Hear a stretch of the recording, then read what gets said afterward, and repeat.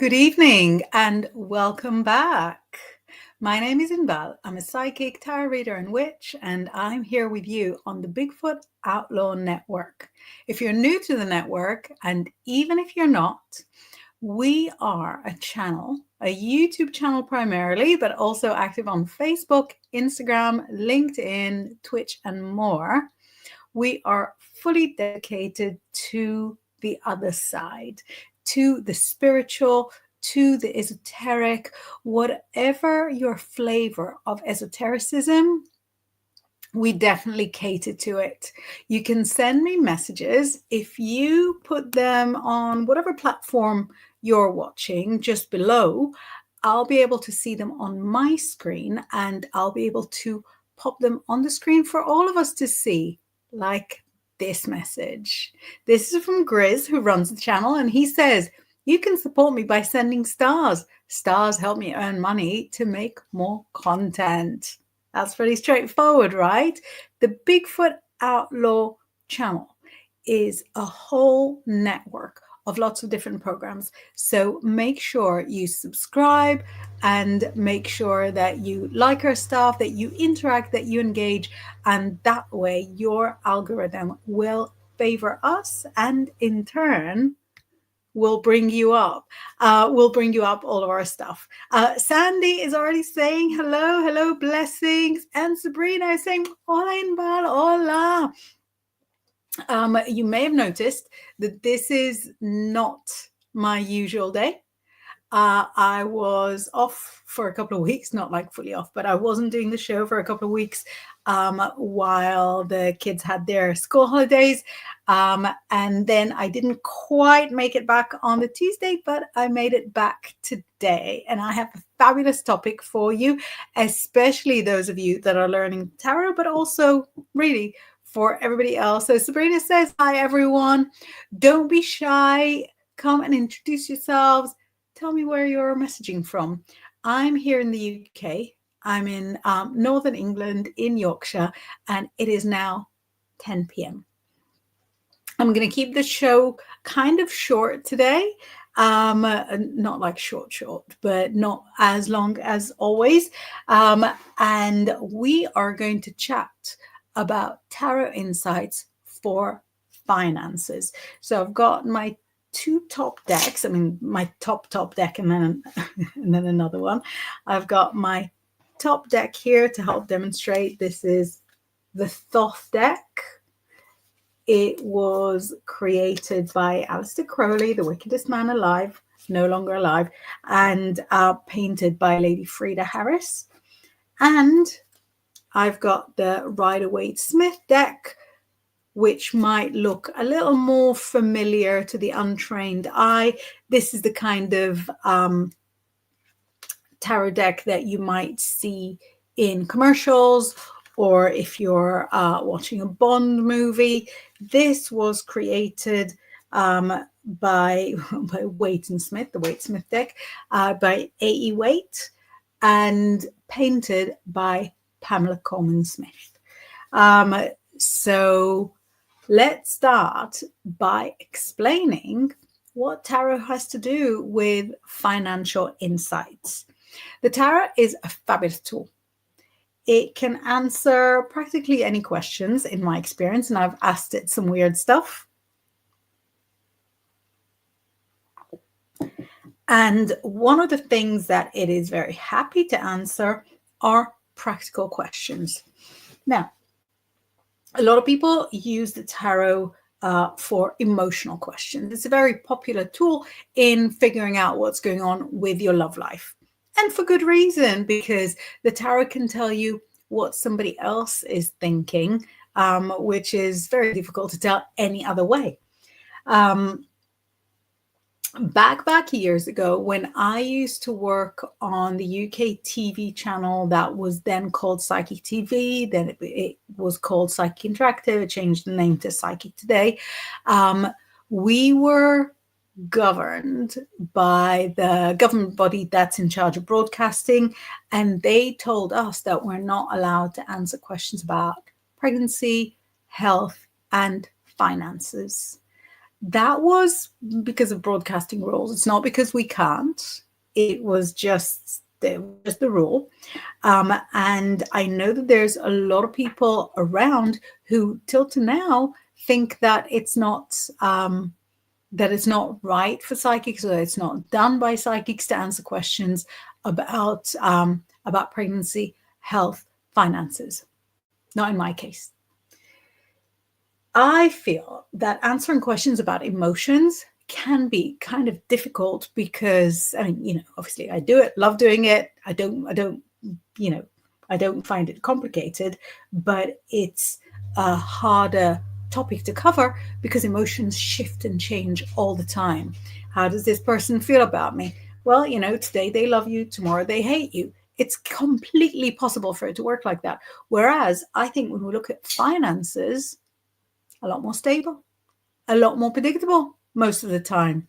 So that if you say, how is this investment going to go, you'll get the same answer today as the answer that you're going to get tomorrow. So in my view, stopping us from answering financial questions was more of the governing bodies kind of covering their behinds so that they don't have to answer for if anybody misinterpreted the advice that they were given, rather than indicating that psychics don't do financial questions, because we absolutely do. And I'll be very, very excited to demonstrate as well. Mark, who used to watch and then work with Psychic TV, says, "Good evening, one and all. The amount of times I got told off on Psychic Interactive, I do miss them days." Yeah, so people got told off for asking the question, but they got very badly told off for answering the question. Didn't they get fined once? I think perhaps. So when we look at financial questions and answers, does anyone have an inkling which cards in the deck we would use? Which cards indicate financial matters? Little clue. As I said, financial matters are more stable, grounded. Think of that word, maybe earthy. So which cards make sense? Which cards make sense? Mark is jumping in saying, yep, they did get fined. That wasn't down to me. No, it wasn't. No, it was somebody that worked in the inside the studio. We have the complete answer. The complete answer from Sabrina. Gold star to you. I don't think it's even silver. But yes, we've got the double answer, the correct answer, saying pentacles, discs. So in the Rider-Waite-Smith deck, the earth element, which shows coins, is called pentacles. And those pentacles are kind of easy to spot on each card. They're yellow, not this one. Nope, not a pentacle. They're kind of yellow in almost all the pentacles cards. They have an almost uniform size. Again, not in all of them, but almost in all of them. And they represent all matters of finance. So they could be some, hi, Lana Nicole. Sorry, let me flash up your message. Hi, Lana Nicole.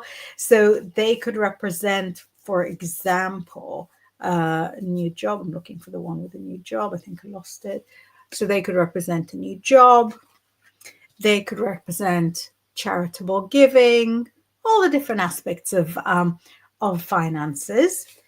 And on the other side, we've got, putting up all your hellos. On the other side, on the other deck, we have the discs. Now, in the Thoth deck, the discs officially and allegedly aren't supposed to represent finances. They're supposed to represent the earth element. They're supposed to represent anything to do with stability, with security, with a lack of security. I think that is a very roundabout way of saying that, you know, that they absolutely do have to do with money. And when we look at the tarot and the way that it was created back then, so this is from like, you know, bit over 100 years ago, bit under 100 years ago, the people who created the tarot were largely Lorna Nicole has a question for you. I'm going to deal with that question in a second, but you know, but make sure that you're paying attention to Lorna's question. The people who created the tarot, without feeling too awkward to say it, were people with a certain amount of privilege and personal finance and a certain amount of comfort in the world that could only be afforded by having lots of money themselves. So if somebody who's independently wealthy comes to you and says, this card means safety and security, it doesn't mean money, feel free to say to them, well, when I don't have any money, there's no way for me to feel safe and secure. What I mean by that is that when I see discs in the Thoth deck, I do think they have everything to do with money or property or possession or generational wealth. I really think they do. So we're going to go through a few of them to look at kind of the different aspects of tarot insights for your finances. So yeah, it's very important for you to notice what Lorna Nicole says. She says, who hasn't stroked that thumbs up? And she also sort of gave you a demonstration of what the thumbs up looks like. So if you want to put a little like underneath wherever you're watching this live broadcast, I'm certainly going to not going to stop you. And I think Lorna Nicole is going to be really happy with you. Sabrina says, thanks for the reminder, Lorna. Yeah, put the likes. Lorna says, money gives you personal security. Absolutely. I think we live in a world where personal security, personal safety, stability, and money are, fortunately or unfortunately, irreplaceably linked. So let's have a quick look at the different aspects of finances that the tarot can help you with. So I'm going to pull out all the Pentacles cards. You weren't expecting that. I'm going to pull out all the Pentacles cards, and we're going to just sort of do a one-word description of the different ways that the tarot can show you information about your finances. I'm going to do it with the Rider-Waite-Smith deck, and then afterwards I'm going to do it with the Thoth deck. So whichever is your favorite deck, you will not be left out. We've got within each suit, earth, air, water, fire, within each suit, we have 14 cards. That's in all the decks of tarot. That's part of the structure of the tarot. So you've got the kind of numerical cards that will be 1 to 10, but it's actually ace to 10. Starting with ace, the one is ace. And then we've got 4 court cards in each suit, and they would be the page, the knight, the king, and the queen in the Rider-Waite-Smith, and cards derived from it. Right, I think I've got all of them. So I'm going to do them more or less in order. New job, new successful investment, anything new in money, and we've got a gate opening. Financial indecision. Which job should I take? Teamwork.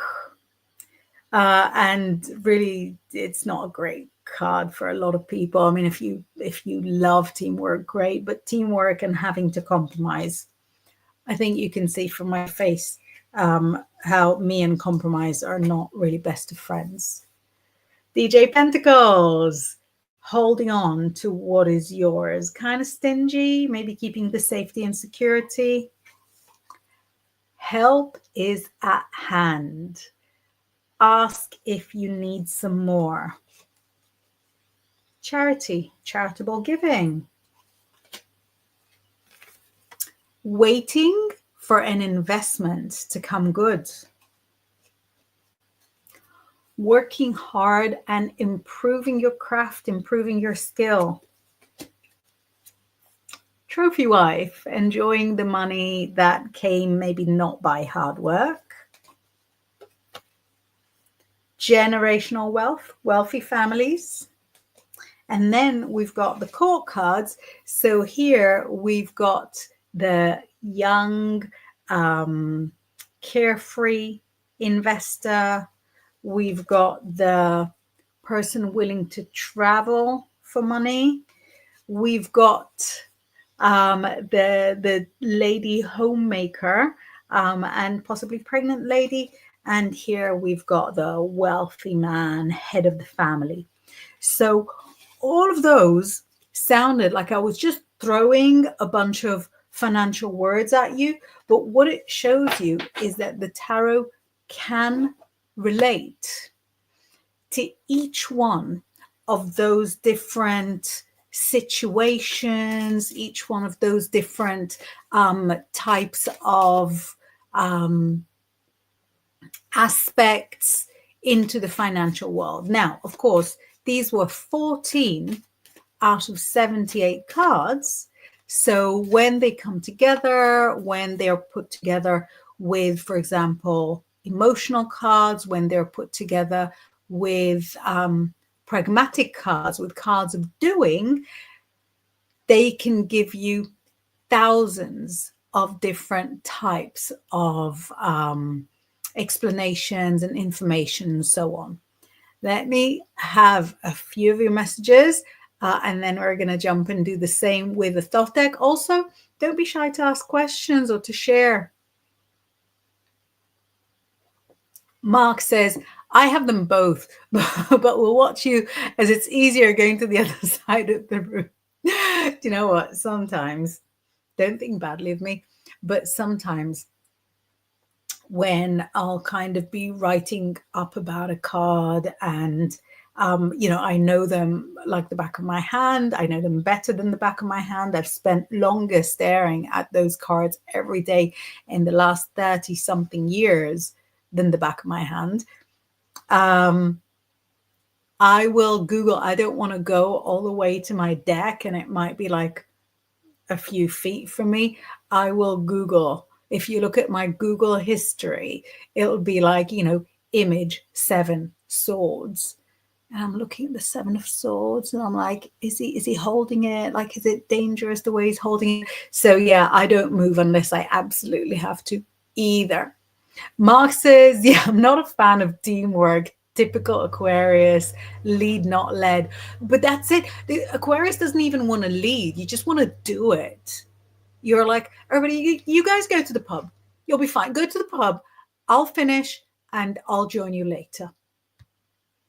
And Laura Nicole says, I relate to that, Mark. I don't like my team getting praised for my hard work. What's your star sign, Lorna Nicole? That is funny. Sabrina says, am I the oddball? I strive for teamwork. I don't always get it. No, it takes all sorts. It takes all sorts. I'm not a very flexible person. What's a nice way of saying? I always think I'm right. So when I need to kind of entertain somebody else's way of doing things, I find it very exhausting. Very exhausting. I was 20 years old and I was running like a hotel dining room, a very small hotel dining room. And we had this like milk dispenser. yeah, it was like a fridge, and it had like one spout, and you'd fill the milk before you did all the breakfast. Fill the milk, fill the milk. And I worked with this guy, Mercer, and he would fill one milk, what would you call it? Milk pourer, milk jug. Yeah, he would fill like a breakfast milk jug, go and put it on the table, come back, fill another breakfast milk jug, go and put it on the table. And that drove me bananas. I was like, Mercer, get a tray, put all the milk jugs on it, fill them up one by one, then make one journey and spread them out on all the tables. And he said, is that the right way, or is that just like the Inbaal way of doing things? And I was like, it's the same thing. It's the same thing, Mercer. So that's me and teamwork. It's not the best. Laura Nicole says, when you hold a card up and read from it, it sounds so simple and obvious, but of course it is years and years of learning. You know what? It's more than learning. It's experiencing it. The best way to learn is practice, practice, practice, practice, because when I use just like an example, let's try and put those two cards together. What do they mean? They might mean something completely different for you at your stage right now in your life, and to me, my stage right now in my life.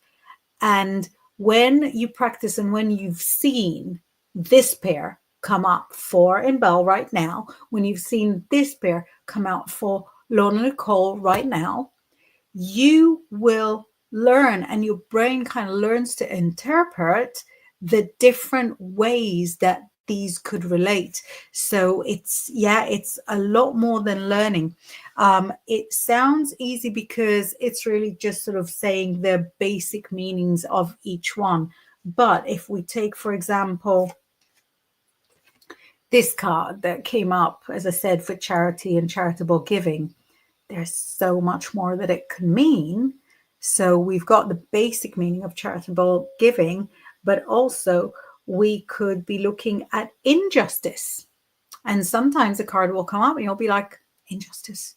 Yeah, that's what it means. And you've just got to go with it, because you see that this guy gets lots of money and this guy's got nothing.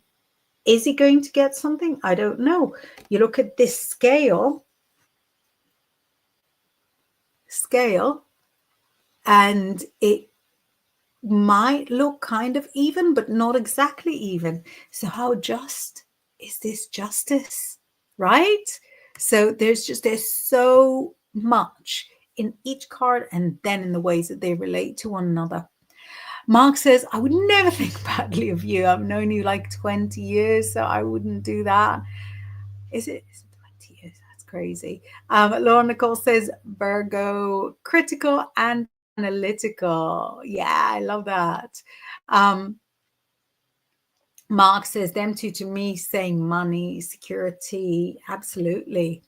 Laura Nicole says, teamwork makes the dream work only if everyone pulls their weight. Unfortunately rare. Sorry for cynicism. So accurate, so exact. And I think that's exactly where teamwork can be horrifying if you're a hardworking person, and teamwork can be a joy if you happen to successfully put together a team where everybody's on top, or where you've got a boss that makes sure that everybody's on top. Laura Nicole says, of course, not just learning. I couldn't think of the correct wording. That honestly, if I get started talking about it, I'm going to be on till tomorrow morning. You'll be waking up having fallen asleep in front of the screen, and and wishing for your hours back. So, as I said before, one more message I've got here. Mark B says the scales of justice as well. Exactly. So we have lots of different ways of looking at justice. What is financial justice? Is charitable giving a meeting out of justice? Are they receiving the money because of work that they've done, or are they receiving the money in exchange for their begging? There's so much in there. Just catching up with people that are joining us. Hi, I'm Inbaal. My details are at the bottom. You're always welcome to get in touch with me.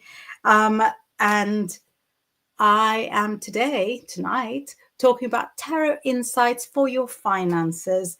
And we're having a look at a couple of different decks and the financial cards in them. Now, I'm going to do it with a Thoth deck, which appears a little more complex. So as you look at the screen, if you're watching this, if you're listening, then just go ahead and listen.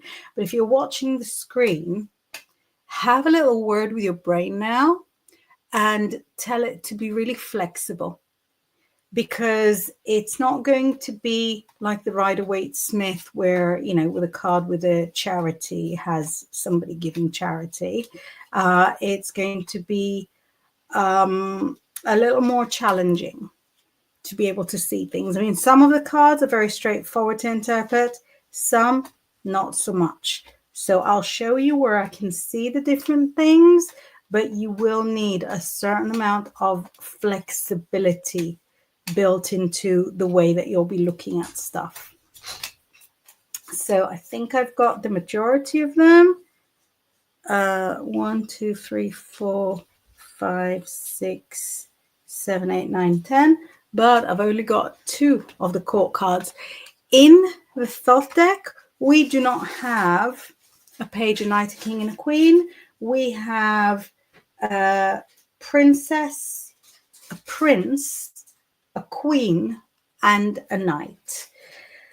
I don't even want to get into the fact that the knight in the Rider-Waite-Smith is not the knight in the Thoth. It's confusing, and you don't need to worry about it.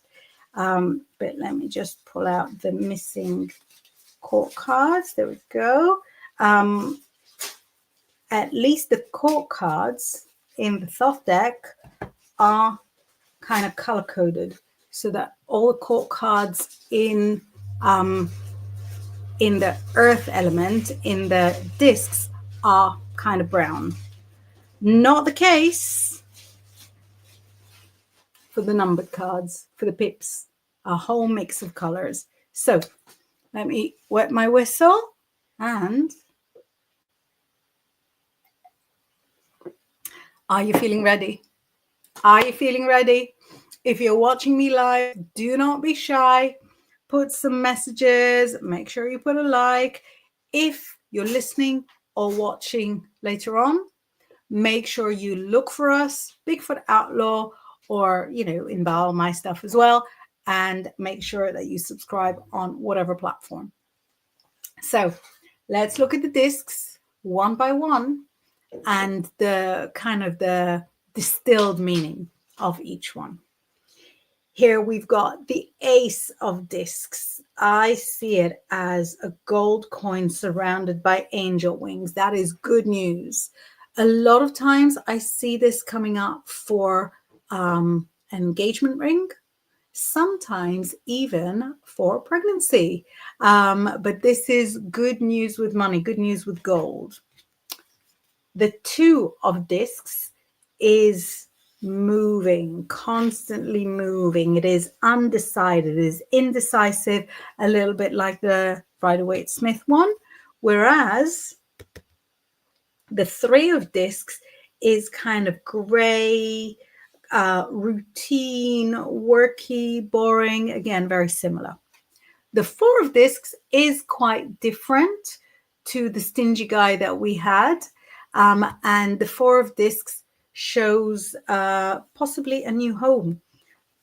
Now, I like to call this card the first time buyer in London card, because when you buy your first property in London, it will be this actual size. Mine certainly was. And the Five, I don't see it as financial card at all, actually. This is a card that represents an inability to speak. This is a card that if somebody says to you, how are you? You're just like, okay. but you're really not. This is a difficulty in expressing negative emotions. Why we have it in the discs, I think this is maybe a difficulty in acknowledging material challenges. The Six of Pentacles, Six of Discs, sorry. I think I saw the original of that one in person last week. Let me try and find the picture so I can show you. I went to London and caught up with, sorry, I not only did I not find the picture correctly, but I overshot quite massively. I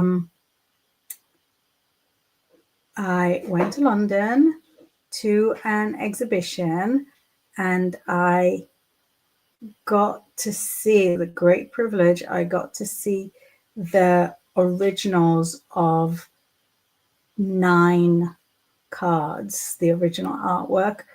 Oh, do you know, I can't find the picture. I can't find the picture that shows me with it, but up. You can see the very corner of it here. You see it? So that was incredible, being in the presence of that original card as it was painted. It's like, you know, it's not a card, it's like a big painting. But yeah, this is a card of success. This is a card of financial gain. I see this card as relating to this time of year because the shape of it is very similar to the Passover platter. The 7 is, as you can see, kind of shady. That's a card of physical challenges, illness, inflammation. The 8 is a card of growth. What you sow, you will reap, right? Because we've got like a money tree here. 9 is just a very nice money card. It's a collaborative card. Those are people that are making money together. And 10 is, again, generational wealth, future wealth, investments coming good. And it's also a card that to me says, money heals. If you've got money, you can afford the best treatments, the best doctors, no waiting times. You can jump right in and have anything treated, preventative, whatever you need. This card in the middle has the Hebrew letters that say Raphael, the angel of healing. So these are the 10. Now we've got the princess, who is kind of pregnant. So this is a card of being connected to the seasons and of pregnancy and of close family ties. This very often comes up for 3 sisters. So if you've got 3 daughters, or if you are one of 3 daughters, this card might come up for you. We've got the prince, who is adventurous. He's adventurous with money. He's changing jobs. He's changing jobs just because he wants to change, not because the next one is much better. We've got the queen, who is about to make a big business decision, but before she makes that, she's looking at everything she's done in the past. She's learning from her past experiences, and she then gets ready to jump towards the future. And we have the Knight. The Knight of Discs is a visionary. All the ground around him is barren. And he's looking around and he's saying to himself, if I plant and weed and sow and clear and nourish in a year, maybe 2 years, I'm going to be able to have everything I need right here. So these are the Thoth discs, the Thoth version of the Pentacles. I think they're wonderful. I think they're phenomenal, very nuanced. They're very inspirational to me. So I'm very curious, which ones do you prefer? Do you like the Thoth better? No judgment. Do you like the Thoth better? Do you like the Rider-Waite-Smith better? Do you maybe like a different deck? I'm going to wait for some answers to breathe through. While I tell you that just like an hour and a half ago, I was reading for a new person. And one of the things that I said to her is, I can see you're doing really, really okay for money. You've got beautiful money cards. And she said, yeah, I'm from a really wealthy family. Like, I've always had money. We always have. It's not something that we ever worry about. And it was there really as part of her general reading, as part of her initial description. And I feel like, it does affect your personality or the way that you develop. If you grew up with a lot of financial anxiety, you might develop specific personality traits that will show up in your reading.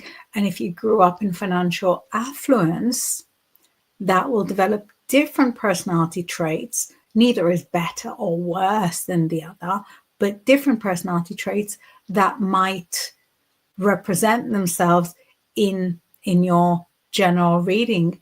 It's a part of who you are. We'd love to live in a world where it wasn't a thing, where it didn't matter. But even the very unspirituality, sorry, it wasn't even English, even the very unspiritual nature of finances is represented within a tarot reading, just because it is a part of life. So for me, the Thoth deck is top. I love it. I love how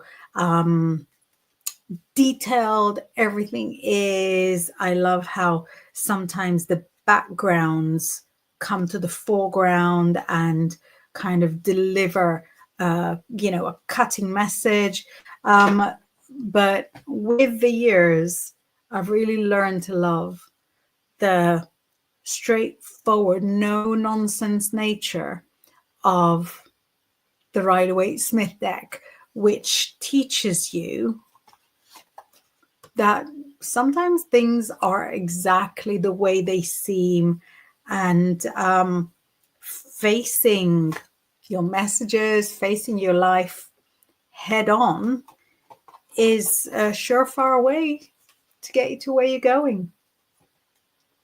So that was more or less what I wanted to cover today.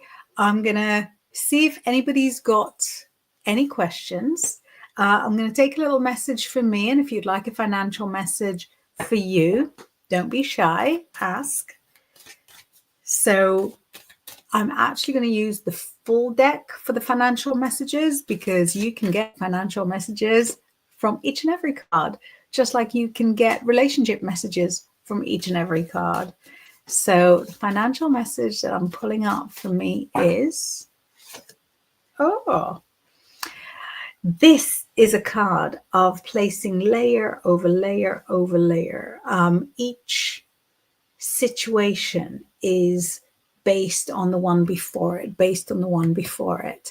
And the message that I see in that for me says to keep building what I have been building, and to keep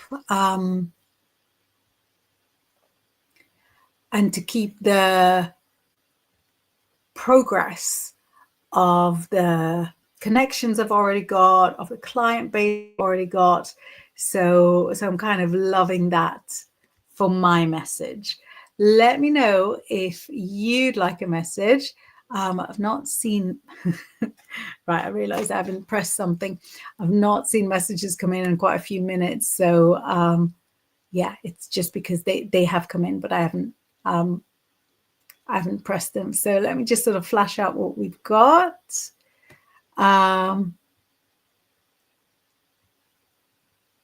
Sabrina says, it's the cancer in me. So Mercer wanted to work harder instead of smarter. I know, but he thought he was so smart. Oh, drove me crazy. Lorna Nicole says, there we go. I didn't even notice the scales in that card until Inbal pointed them out. You know what? I love that you admire that I know those works of art so well, rather than feel sorry for me. I'd be devastated if you feel sorry for me. Mark says, yeah, I was 25 and you were, yeah, I was 30, 31, 30, yeah, 31, 23, yeah. Spirit says, Lorna, you're so right. I've left an employer because of the lack of teamwork, right? I think it is down to the boss to be, you know, to be the purveyor of teamwork. Laura Nicole says, oh, wow, Inbal, that would have been amazing to see the original painting. Is that Laura with you? It is. It absolutely was Laura with me. We took some pictures and we took some, what do you call it? Did some videos. Wait, let me show you, because I know we've tried to find each other on Instagram, but you lasted on Instagram all of like 20 minutes. So let me show you me and Laura playing around. Wait, look.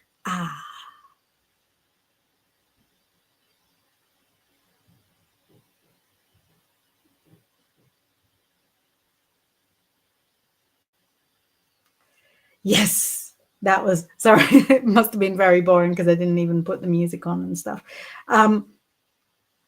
But yeah, it was incredible. Mark says, would you shuffle them that size? Yeah, they were like this. Like you'd need a crane to shuffle them. Lauren Nicole says, is there a history as to why decks are so large, or is it what we call playing cards that are small? I understand easier to see the larger cards, but hard to shuffle. Yeah, so interesting. In the exhibition, we saw some of the Visconti Sforza deck. Like there were two actual cards from the Visconti Sforza deck, which was a Renaissance Italian deck. So like from 1480 something, 1465, whatever. And they were even bigger. The Visconti Sforza deck, I don't know if it was used specifically for fortune telling or for playing. There were different games that were played with it, but the playing cards that we have now are they're an evolution of the of what was then the tarot. So they were used for games, but they're also used for fortune telling. And I think the size would suit better for fortune telling, but but for games you'd have like smaller bits. So Mark says, my fave deck. Lorna says, right away. Sabrina says, I absolutely love the artwork on the Thoth deck. You know what? In person, like the detail and the color is extraordinary. Lauren Cole said, I got a set of Morgan Greer standard playing card size. Has anyone heard of Morgan Greer deck? The Morgan Greer deck, first of all, is fabulous. It's the style, not the style, sorry, it's the messages of Rider-Waite-Smith, but it's a lot more flamboyant. And actually, back before we had like thousands of cards like we do now, it was quite a well-respected deck, so much so that one of the first tarot books I read, I believe, uses Morgan Greer artwork, right? So I'm trying to sort of find the other images. Yeah, very typical court cards. So Morgan Greer is fabulous. I know at least one really, really good psychic who uses Morgan Greer as her main deck. They're very glamorous, aren't they? So they're great if you kind of see love with a bit of flair. Sabrina says, can I have a message, please? Let's ask for financial message for you. So I'm already like closing my eyes in prayer, putting my feet on the floor for you. Right, babe. So it says hard work, but it also says hard work. And I have the 5. This is 5 days a week. A full-time job is on its way. It'll be hard. It'll be hard work, but it'll be hard full-time work for full-time money. Sandy says, what do you prefer, Thoth or Rider-Waite-Smith? Yeah, definitely Thoth. Lon Nicole asks, will I be able to retire within the next 2 to 3 years? Will you be able to retire? You will be able to retire within the next 2 to 3 years, but as you walk away, they will try and lure you back with extra money. So I feel like you would actually be able to retire. There's some change in the law coming. You'll be able to retire in about a year, but it will be worth staying for 1 more year. They'll throw money at you for the 1 more year, but maybe not so much for afters.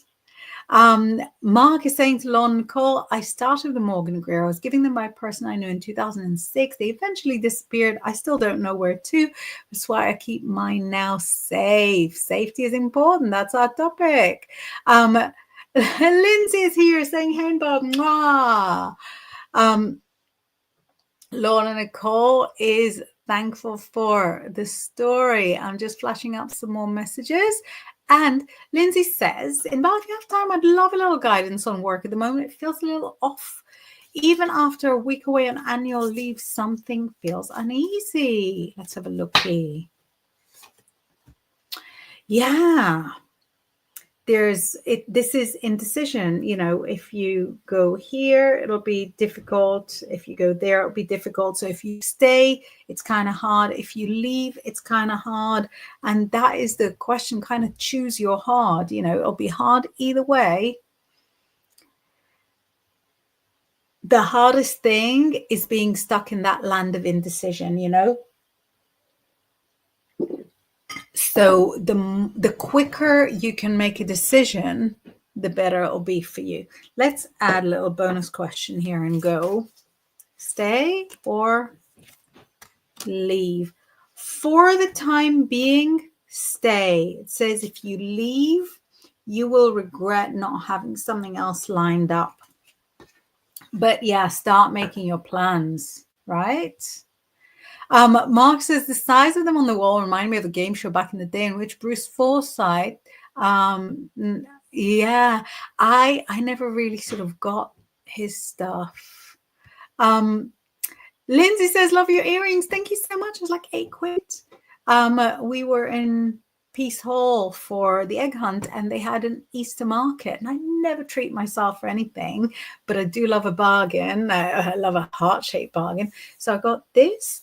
And I got like a little denim jacket that's like leopard print. And I've not worn a denim jacket since the actual 80s. And I'm trying to not cover myself completely in leopard print, but it was bargains and it was right there. And because I never treat myself to anything, I was like, yeah, jumping right in there. Mark says, does Nance Cause use Morgan Greer? I think she might do. I'm sure she does for some reason. It's her face. I've seen them in the past. I think you might be very, very right. Yeah, so multiple people. Lorna says, nothing here for tuna bed, Mark. He was... Yeah, sorry. I wasn't around for the Bruce Forsyth years. So by the time I got here, I think the best years were gone and I never really sort of quite understood it. But I remember watching a program where it was him and his wife, and his wife was like a beauty queen from Argentina, I want to say. And when they go over there, she was the famous one and he was like the Mr. Husband, but over here he was the famous one. It was funny. Sabrina says, thank you, Inbaal. I'm very ready for 5 days a week work for really good pay. Yes, we're doing it. Lindsay says, thanks, Inbaal. Mwah. Mark says, Peace Hall, have you been to Magical and Mystical? It's a little witchy shop. There are multiple witchy shops now. So a few of the old things have closed down, and then the sweetie shop is still there. I don't know how that's still trading, but the big bookshop is not there anymore, which is very weird. These are from Beetlejuice, which is not sponsored. I paid my own £8 for this. There you go. And it's kind of alternative. And I was chatting to the chappie there, and he said he used to be like in a punk band and they lived in London. He said because they were all northern, none of the other acts used to talk to them because everybody else was like from London. I had a good chat. It was really, really, really, really nice. But he's like a, you know, I was going to say an ex-punk, but no, nobody ever grows out of that. And so they have like clothing and accessories, but there's quite a few alternative shops, quite a few. I would say this could be a bit of a, you know, a bit of a second Harrogate. No, not Harrogate. Hebden Bridge, a second Hebden Bridge, because Hebden Bridge is very hippie. And then Whitby is sort of very witchy. And maybe Halifax is coming hot on its heels. Mark says, you know, Bruce was in Bedknobs and Broomsticks. He played the Smith under the bridge. Did he? Did he? I did not know that. Oh, right. And Laura Nicole doesn't know that. I love Bedknobs and Broomsticks. Google to find it. Yeah. Anyway, before we get too carried away with regular chit chat, I want to thank you for joining me after a couple of weeks off. I'm going to be back on Tuesday night. This was a one-off, very special Thursday. And obviously, if you want your own readings or courses, or I don't know, to follow me on Instagram, all my details are right there at the bottom. I appreciate spending this time with you, and I wish you a wonderful weekend. Bye.